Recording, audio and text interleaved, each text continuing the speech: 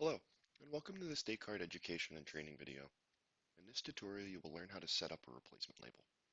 Replacement labels should be used for cartons received that are missing their original label, but the retailer in question should be contacted for guidance on how unlabeled cartons should be handled and for information on the specifics of the label design.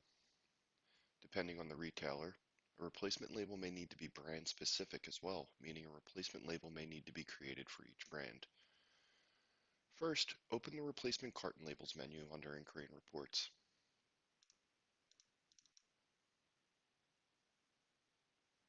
This message will be displayed if there are no labels currently set up. And then select the Setup tab. Select the client, and then enter a barcode type. This is a 2-character code. Enter the description, and the total barcode length will be the number of characters typically in the retailer's carton ID.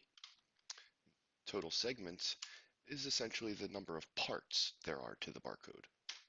Then select the Adjustment Store option, as generally retailers request that any unlabeled cartons be sent to an adjustment store.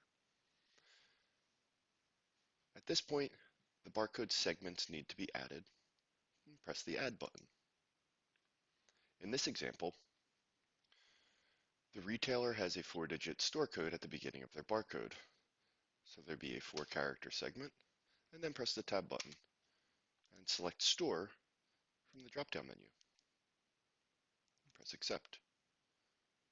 Now create the second segment, which will be the remaining 8 characters. Press Tab once again, and this will be entered as a sequence number. The sequence will start at 0 and continue to 8 nines. Press Accept.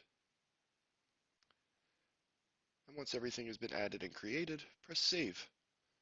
And the barcode is now ready to be printed.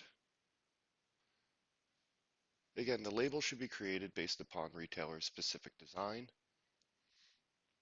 And thank you for taking the time to watch this Descartes education and training video.